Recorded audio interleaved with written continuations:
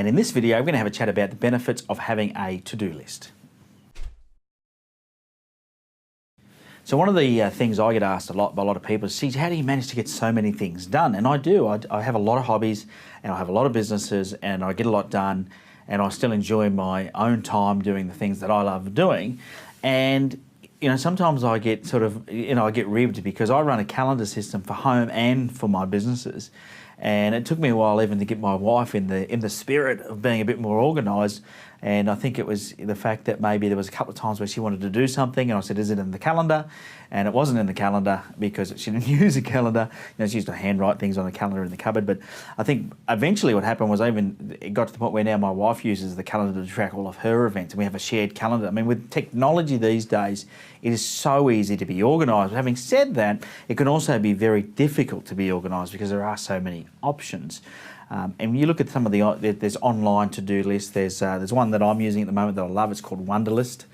It's Wundrlist, Wunderlist. I'm imagining that you probably should say that with the German accent, like Wunderlist or something like that. I don't know.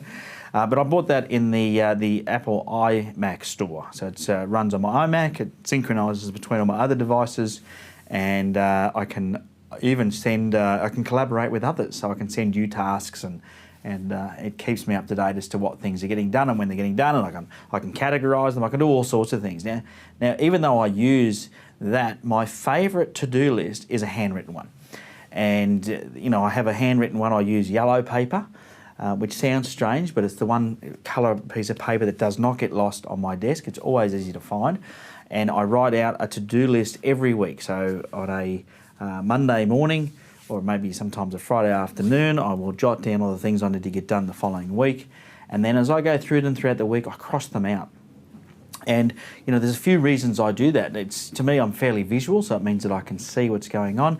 The yellow paper, unlike an application on my iPhone or on my computer, can't be minimised. It sits there all the time. So it reminds me, hey, you've got a to-do list, you've got things on your to-do list, you need to get them done. Now, by having that bigger to-do list for the whole week, I can then break it down on a daily basis and create a smaller to-do list for the day and be very focused as to what it is that I need to get achieved. I can allot time for it and away I go.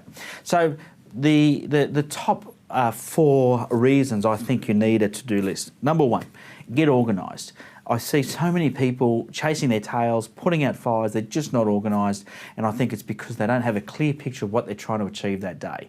And a to-do list makes it very clear as to what it is you've actually got to get done that day and helps you then work through that list and make sure you're getting the things that matter done. So it keeps you organised. And I think it's a key element of being successful is being organised. So you're not burning time working out what am I going to do next, or you're not getting distracted by things that aren't on your to-do list. If you've got a to-do list, stick to the to-do list, get those things done first, and it's going to make you extremely organised, which means that you're going to get the job done.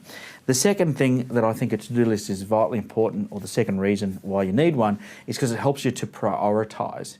There are many things you could be doing. You could write down a to-do list that had probably 50 things on it without too much of a trouble. There's always plenty to do in life, and more things happen as your day goes on. So, you'll constantly be adding to a to-do list. Well, the good thing about having a list is that you can prioritise. It's very easy to look at all the things that are on the list and then choose what's most important or what's going to be the best use of your time, which then brings me to point number 3, is it helps you delegate. So for me, definitely, I look at my list and as I prioritise, I also go, hang on a minute, I put that on the list, but do I really need to do that task or could I give it to somebody else to do? And so it helps me delegate much more effectively. So by having the to-do list, it's a visual cue, look through, prioritise and then delegate.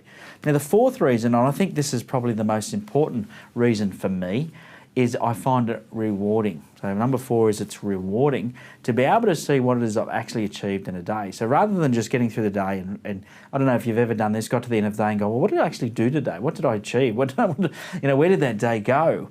Well, with a to-do list, I can pull the to-do list and go, wow, yeah, I did all of those. I did these 12 things or these 8 things, whatever it was that was on that list. Yeah, I have achieved some great things. So by getting through my to-do list, I'm now feeling rewarded, which encourages me to do the same thing again tomorrow. And it's this cycle that I get into that I absolutely love. Now, I'm going to finish this video off by a mantra that I live by. And I'm going to encourage you to adopt this way of thinking, and that is this. It is the things that you say yes to that will force you saying no to something else. And so when you say yes to something, ask yourself, what am I saying no to say yes to this task?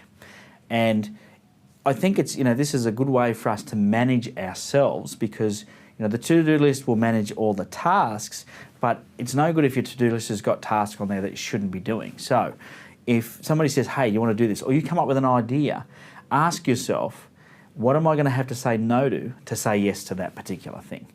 And if you're saying no to something that's important to you, or saying no to making more money, or saying no to spending time with your loved ones, or saying no to exercise, or no to your hobby, or just if you're saying no to something that's important to you, to say yes to something else, then maybe you shouldn't be putting it on your to-do list.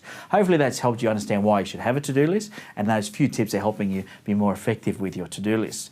I always welcome comments and suggestions and questions down below the video, so please leave those in the comments section. Hit the subscribe button if you're already not a subscriber. Until next time, have a profitable day.